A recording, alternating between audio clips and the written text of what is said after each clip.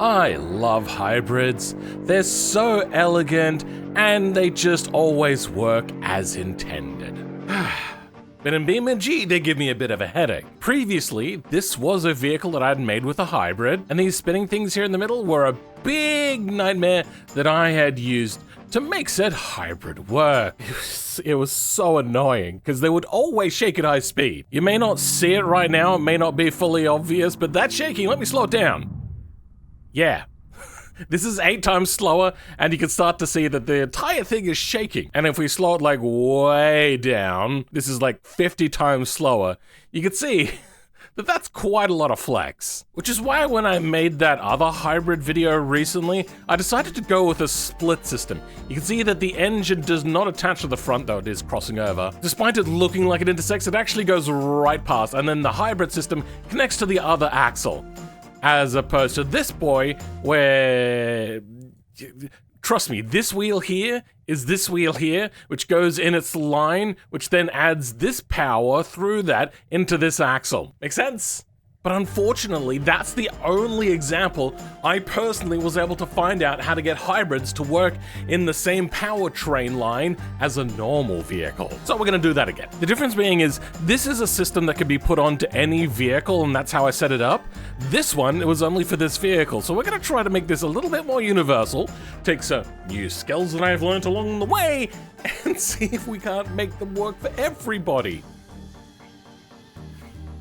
There's some problems here. If we have a look at the spinning nodes, we'll see that they have weight. Wait, hold on, one of them. 6.8 kilos per thing. Now, to the uninitiated, that may not sound like a problem, but when you try to add something that's really heavy to something that's also really heavy, that's fine. But if somebody makes a really light car, then that's going to cause everything to just explode. So I'm gonna have to do a bunch more work to make this work. Now, the wider where I got some of this idea from, it's a little bit different. As we can see here, there's only one spinning disc, and I have 2, and no matter how fast it goes, it doesn't vibrate, which is a real pain in the butt. I have to find a way to be able to make it spin super fast whilst not being a problem for vibration.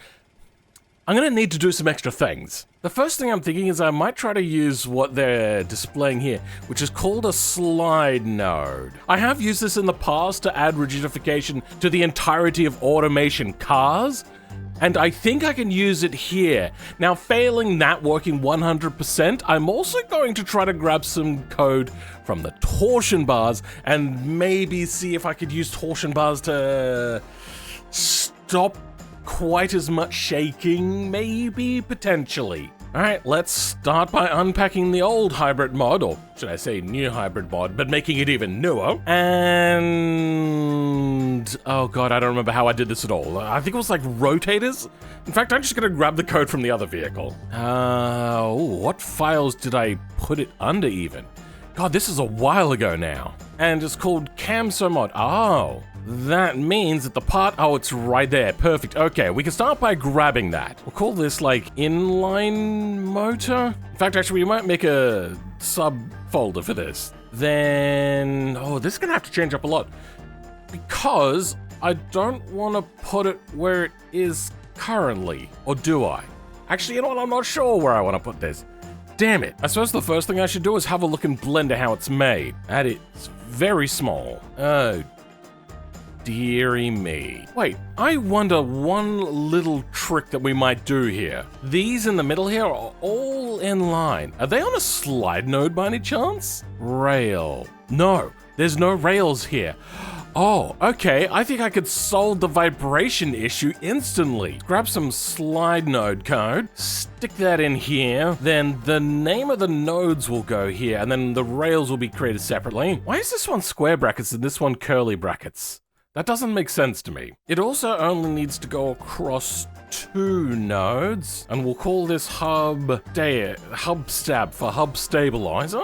Then the nodes will be I can't actually read that, but we can have a look here. That node name will be at one end of the slider, and then we'll grab your name and put you in there. Now, hub stabilizer is all the way through the middle. And now all of these have to attach to it, starting with this node. Then we're gonna copy this a bunch of times. And next node. Okay, that should actually work. The problem is the strength in which things are attached might be a bit of a problem. We'll see. So the next thing is this is set up for the rear wheels at the moment, so that's gonna have to be adapted so then it can be used on more platforms, and it's gonna go on this guy. So let's undo that hybrid system I did put on event earlier. Unfortunately at the moment this does not go into the transfer case. Frick, where does this go then? I'm gonna have to follow the powertrain tree. It goes into rear motor, into EV output, which then goes down here and goes into EV shaft, into a split at what? No, I think that's right. And the battery as well?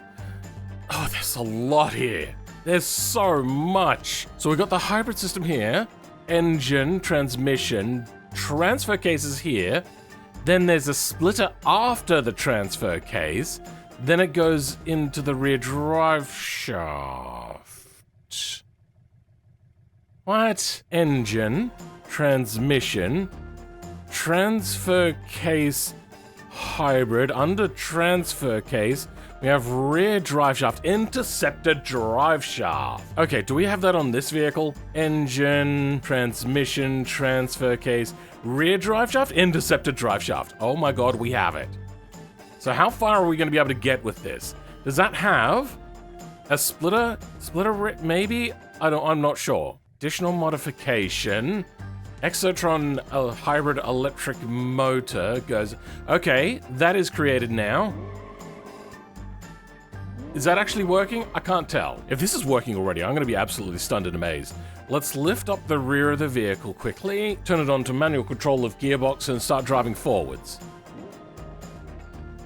It looks like the hybrid system is actually turning the wheels, because there is none of this power delivery coming from the engine. I am stunned and amazed. With no power coming from the engine to the wheels, that is just the electric motor drive. Wow, that actually just dropped right in. That's insane. Now, how much vibration do we got here? Okay, I do see some vibration coming in. Let's slow the game down. Yeah, it does look like there's still a lot of vibration. That is unfortunate. Okay, let's go have a look at the hub and see if it's still shaking more than what it should be. In fact, actually, where is it? I'm not sure. It should be in a similar place. I see the center line. Let's slow it down to like 500 for the time being. Keep driving. Oh, dear God, look at the movement. So, editor, can you draw a line that follows in between these two? If not, this is meant to be stable. And same with that one. That one's meant to be stable. It's these ones going around the outside that are meant to be moving. This should not be moving so much. What the hell? Oh, how do I fix this? I don't know. I suppose, hey, this is where torsion beams come in. I was wondering how I would use them, because I'd have to make some like complex shapes of them, but I think I could do this. If we have a look, we have normal like chassis rail lines in the vehicle. You can see there's a perfect line here. If I turn that into one half of the torsion system, then the other half connected to this like twisting center section, and then double up against with that with this side then also connected to there, it might actually make this a lot more stable. You can see that it's like moving all of the mesh of like even the differential at the moment. That's wild. And at high speed, you can see that it's just turned into a complete mess of a blur. I don't have an example card to bring into Blender to be able to see this. God damn it. Let's grab a main JBeam quickly, bring that in, and now we can get an idea. 10 and 6. That'll be going into our example code that we grabbed. Stick you right there. A10, A6, A10, A6, and we'll use A9 and A5 is in line. Quick little refresh. Is it gonna break? Oh, it didn't break, but it is shaking a lot. There's a lot of vibration happening. That is not a good sign. Let's see if we go up to speed. 20, 30, 40. Oh, it's just getting worse. Oh, it's getting so much worse. What is happening right now? Why is this not affecting this? It should be. Wait, these are attaching to the engine. Oh, well that's a problem. The engine's all the way down the other end of the vehicle. No wonder it's not working properly. Okay, well we have to attach this to just other nodes in the area. Yay, tedious coding. That's what I love to hear. Quick little refresh and what you got for me? Okay, there is a little bit of vibration still happening. That is, it's getting bigger. Not as big as what? Okay, yep, no, there we go. Now it's starting to go. Oh, that's unfortunate. What do we got? 500 times slower. And, okay, the movement is minimal, but it is still happening. Why do you hate me so much? Unfortunately, it's just unbalanced. Well, I suppose this is where we're going to have to start creating more torsion beam stuff and hope that that works. The next day. If we refresh, is it going to break everything or is it just going to work? It's kind of working. But as you can see, it's only like slightly moving it. That'd be because our power is really low. But hey, wouldn't you know it, we can't tell what the power is because of this garbage. Let's try messing with a hybrid. Let's say like 20,000 RPM, 300 Newton meters, let's go with that. Is this gonna update? Oh, good, this updated, perfect. Rear motor, our max power now is about 350 at 10,000 RPM. Okay, we should have a lot more torque, and you can see that everything is moving away along nicely. Perfect, okay. Well, this does work. I think what you have to do is you have to have something change on the engine or apply some sort of change and then maybe it'll show up. It won't show up by default though. If we now go back to having normal control of gearbox. Perfect. Perfect. Oh my god, there's so much power. And it'll keep accelerating in between gear shifts as well. Oh my god, there's so much more power. This vehicle is not usually this powerful. Okay. The final part is we're going to have to make our transfer case go to more than just rear-wheel drive. I wonder if the drive shaft, because there's always going to be a drive shaft to the rear, I believe. I might not actually need to do much more here, except for make a front-wheel drive. So it'll be rear-wheel drive / all-wheel drive, or front-wheel drive. Make sense? We'll see. Splitter ratio, differential, transfer case, rear drive shaft, front. Interceptor, drive shaft, all-wheel drive, or all-wheel drive. Hopefully, that is the only thing I need to change. I do a quick little refresh here. What happens to our drive shaft? It goes empty. But we could put it back in, rear-wheel drive or all-wheel drive. Perfect. And without the motor on, that is working perfectly. Okay, let's bring out a front-wheel drive. Oh, it feels so good for this to be just coming to a close. You know what? All-wheel drive. Nope, this is just rear-wheel drive. God damn it. Do I have an all-wheel drive or a front-wheel drive here? I don't think I do. Let's maybe check automation to see what we got. This one looks like it'll probably be front-wheel drive. Suzumabachi leather. Yep, that's a front-wheel drive. This is also just a little bit of a fun car I made. This is meant to be like extreme high, like high fuel efficiency.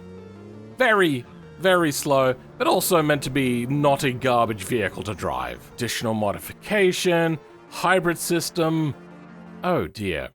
Well, now we've run into the other problem I was talking about, where if you make an extremely light vehicle, things will act differently. I completely forgot about that. How much does this vehicle weigh? With the new system on, it won't tell me the weight of all of the nodes together. Come on, BeamNG devs. Really? Whoa! This one bugged out so much and destroyed that car. It's not names and weight like this one.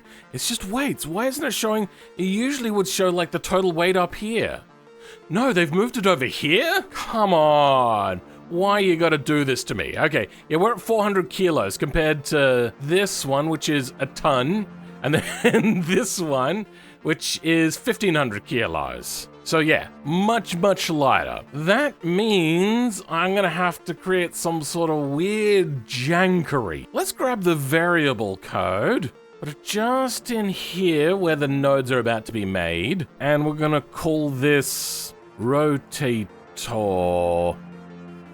weight, and start doing some math. So like quotation mark, dollar signs, equals that value times that value, end quotation marks. Good. Okay, well that's easy maybe. Rotator weight. Do I turn it up or down? I'm not actually sure. Let's go 1.6. Oh, that's wrong. Rotator weight, it's like -5. Okay, let's go up to like that value. Unpause? Nope, still breaks. Then let's decrease it by 50%. And nope, still breaks. God damn it. So we've taken it off all of these, and what I probably actually want to do is to add it to the spring, beam, and damp section. So once again, quote, dollar sign, equals, my thingo, and end quote. But I don't want to do it just for the torsion bars. I also want to do it for all of these. Then refresh. And oh, it's working now. Kind of. What's happening? No, still paused. Unpause? Yep, no, hates me. Pain. Gearbox to drive shaft. Do we even need this? I think actually, you know what? We could do without that. Have the gearbox come straight into here and then reactivate this. I don't know how to explain that, but I know what's happening. It's working up here. It's not working at here, though. Oh, the wheel, and it's going to the diff. Yes! Okay. There we have it, a one-tire fire, but that's going to be because of the open differential. It is still shaking a lot. But if we turn that down even more to like 90% off, there's less jiggling, though the screen is still flickering. That is a problem. Light sensitivity warning. And yeah, that's doing pretty all right. Don't know why the map is jiggling, but all right. So that is working, and then you just tune this to however you want it. What a pain in the butt that's... Oh, okay, it's causing the vehicle to rotate as well. I didn't realize... Oh, I suppose as you apply torque, you got like the thumb thing that they taught you in physics at school, and then you wrap your hand around. I know that's for like magnetic fields, but I believe that's also for like inertia and stuff. It's been a very long time since I've been at school, so I don't remember exactly how this works, but it looks like it goes that way. I don't know. Okay, no, it's still... Oh, you know what? Maybe it's just unstable. It'll just go to whichever way the weight is transferred to. Alright, I'm an idiot. Alright, well the last thing to do is to look for an old drive vehicle, but I don't think I have made one of those in a while. The further I go down, the more I realize that these are probably not going to be the latest versions of how automation exports, so they're gonna not be usable. Frick. Alright, I'm gonna have to make a new car quickly. I mean, I get to play automation, so I can't really complain too much, can I?